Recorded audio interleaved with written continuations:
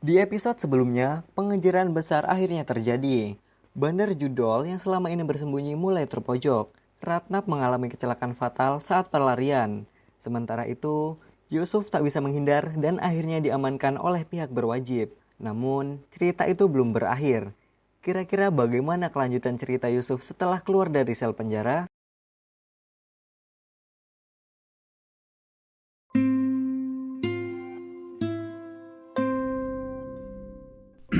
Yusuf, hari ini masa hukuman kamu resmi selesai dan semua administrasi sudah lengkap. Jadi hari ini saya keluar, Pak. Iya, mulai hari ini kamu bebas dan tidak lagi menjadi tanggungan lapas. 10 tahun saya nunggu kalimat itu, Pak.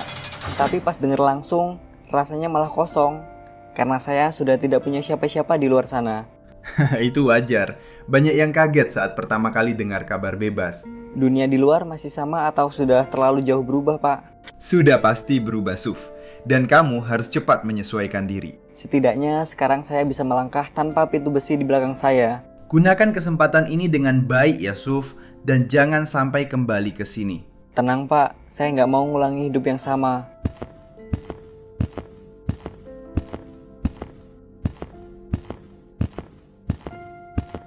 Akhirnya gue beneran keluar juga setelah 10 tahun hidup di balik tembok ini. Harusnya gue seneng, tapi entah kenapa kepala gue malah makin kosong. Setiap hari di dalam gue selalu ngebayangin momen ini, tapi ternyata nggak seindah yang gue kira. Sekarang mau kemana lagi ini? Ya udahlah, langsung nyari kerja aja seadanya. Meski mantan napi, semoga masih ada yang mau nerima gue. Akhirnya Yusuf pun mulai mencari pekerjaan. Tapi ternyata tidak semudah yang ia bayangkan. Sebagai mantan napi, setiap pintu yang dibuka seringkali tertutup kembali di wajahnya. Lamaran ditolak satu persatu. Bahkan untuk pekerjaan yang seharusnya sederhana sekalipun. Orang-orang menatapnya berbeda, penuh curiga, seakan masa lalunya selalu mengikuti kemanapun ia pergi. Meski begitu, Yusuf tetap melangkah, mencoba bertahan dan membuktikan kalau ia bisa memulai hidup yang baru. Tetapi setiap langkah terasa berat dan dunia di luar penjara jauh lebih kejam daripada yang ia bayangkan selama di balik jeruji. Gila, gue udah keliling kemana-mana nyari kerja, tapi semua gak ada yang mau nerima. Lamaran gue ditolak, orang-orang lihat gue kayak mantan napi pasti udah gak punya masa depan. Kalau udah begini, gue harus gimana lagi? Tapi tunggu, gue inget sesuatu. Kotak emas itu yang dulu gue simpen. Nah, kalau gue ambil itu, mungkin gue bisa mulai lagi dari nol. Dan gue juga butuh HP. Siapa tahu ada kerjaan online atau sesuatu yang bisa buat untuk bisa bertahan hidup. Gue gak boleh mundur sekarang. Ini kesempatan terakhir gue buat hidup lagi menjadi yang lebih baik.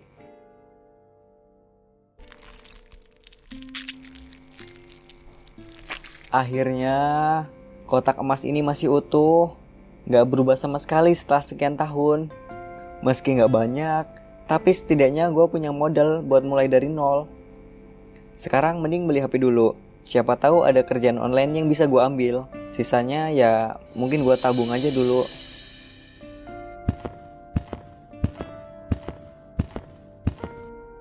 Siang mas, saya mau beli HP baru yang biasa dipakai buat internet sama telepon aja.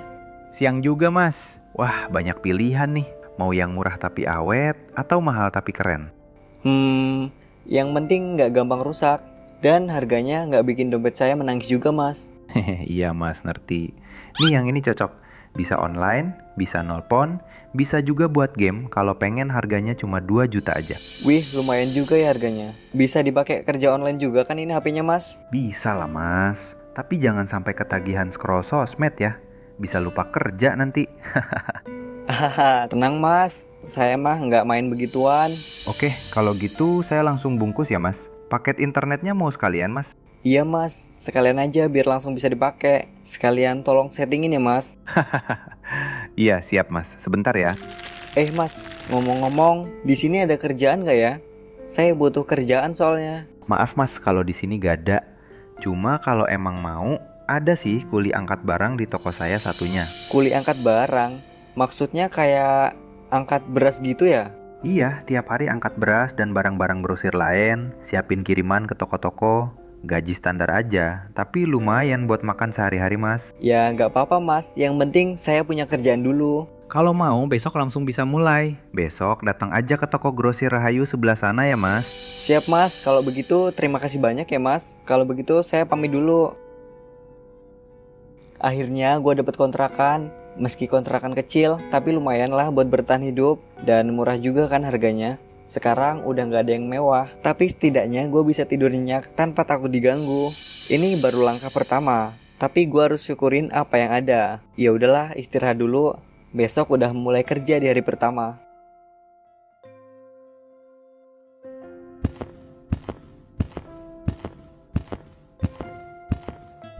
Mas Yusuf, selamat pagi mas. Di sini nanti kamu bakal ditemenin kerja sama Rudi ya. Kalau ada masalah tanya aja sama dia. Siap mas, terima kasih udah percaya sama saya.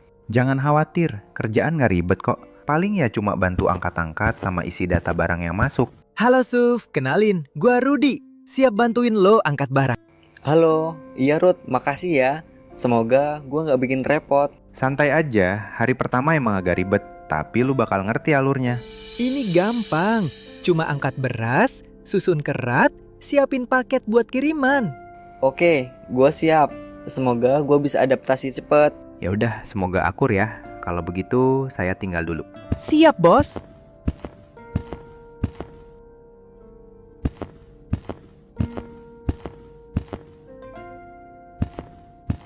Yus, angkat karungnya dari samping sini, biar punggung lo nggak cepet pegel. Oh gitu ya.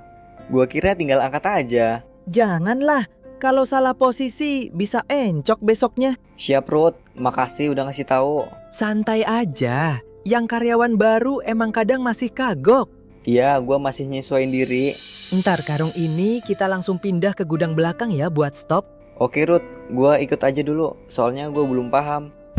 Akhirnya mereka telah selesai memindahkan karung beras ke belakang gudang dan pergi untuk beristirahat. Namun hal yang membuat Yusuf sedikit kaget, karena Ah sial, dikit lagi kena padahal. Lu main apaan Ruth? Biasa, slot bro. Lumayan kalau hoki, buat nambah rokok. Slot? Seriusan? Iya, santai aja. Pasti dapat gede ini. Ruth, gue cuma mau bilang, itu mah settingan. Settingan gimana maksud lo? Yang di HP itu nggak ada hoki-hokian. Semua udah diatur, biar yang main terus kalah pelan-pelan. Ah, masa sih? Orang kadang ada yang menang. Menang dikasih dikit biar ketagihan. Abis itu dihisap balik lebih banyak. Lo kok tahu banget? Percaya deh, gue pernah hidup di dunia itu. Dan ujung-ujungnya nggak ada yang bener. Tenang, gua tahu caranya. Kalau udah JP dikit, langsung gua tarik terus pindah situs lain. Lu serius mikir itu aman? Ya aman lah. Yang penting jangan lama-lama di satu situs. Ruth, dengerin gue. Mau lo pindah situs 100 kali pun, hasilnya juga tetap sama. Ah enggak, gue udah sering gini dan masih bisa narik kok. Gue kerja kuli ini cuma lagi nyamar aja. Aslinya gue ya CEO. Wah, emang bener sih kata Rudy.